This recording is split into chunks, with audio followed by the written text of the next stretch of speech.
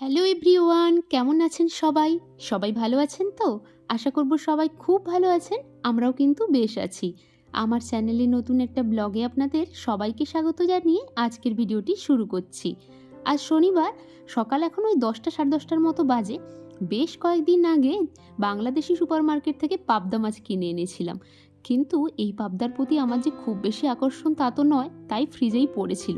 কিন্তু আজ ভাবলাম এর সদ্গতি করা যাক। তবে অভিষেক পাবদা খুব পছন্দ করে। আমিও এই একটু আধটু খেয়ে নিই এরকম আর কি। একদম যে খাই না তা নয়।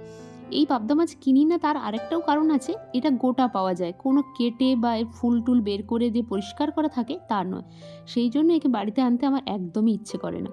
মাছের সেরকম বেশি সাপ্লাই ছিল না বলে অগত্যা এই মাছটি আনতে হয়েছে।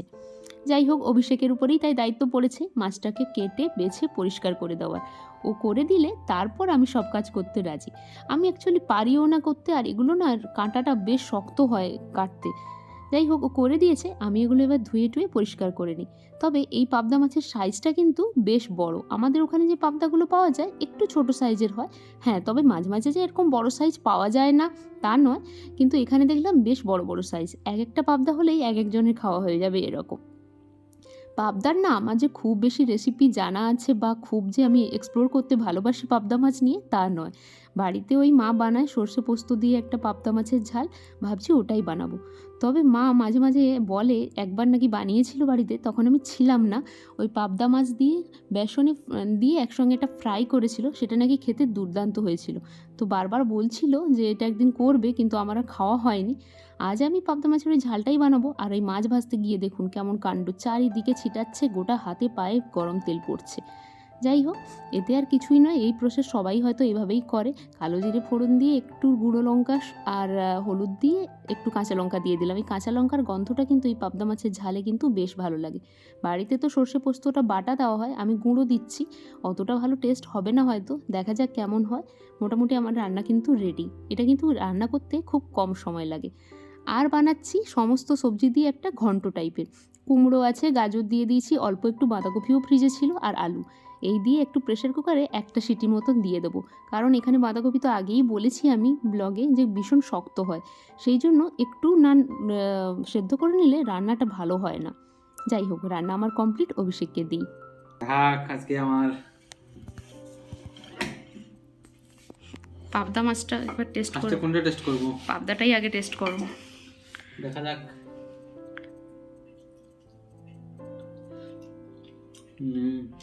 ভালো হয়েছে? নরম হয়েছে। খাও। হুম হুম। আমিও সেই সঙ্গে নিয়ে বসে গেছি।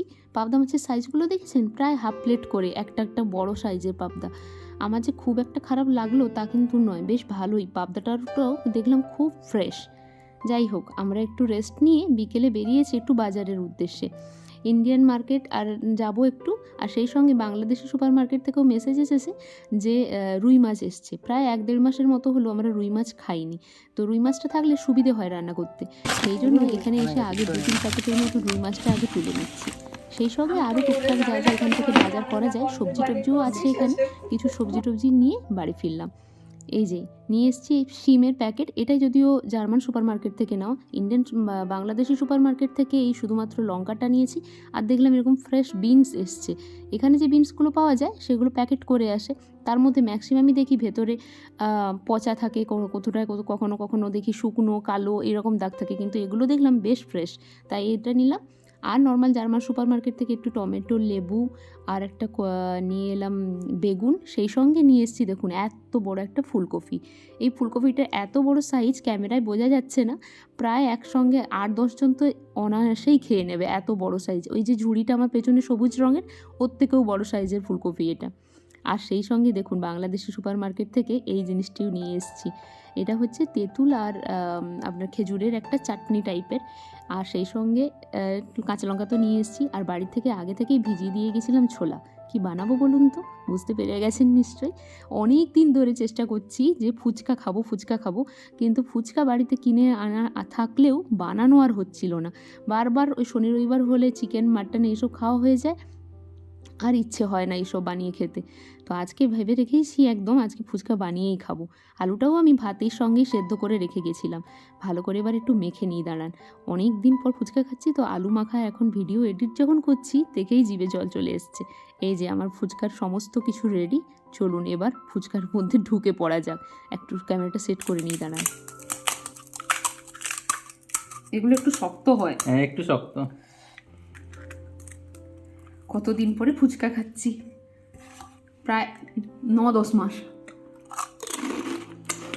দেখি কেমন হয়েছে।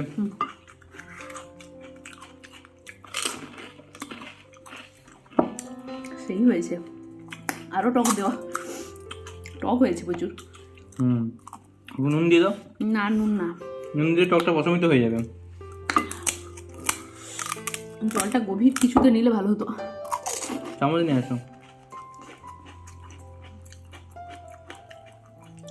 এইভাবে খেতে খুব কষ্ট হচ্ছিল, তাই আলাদা আলাদা করে খেয়েই দেখাচ্ছি। কেমন আওয়াজ হচ্ছে দেখুন, পুরো মুচমুচে।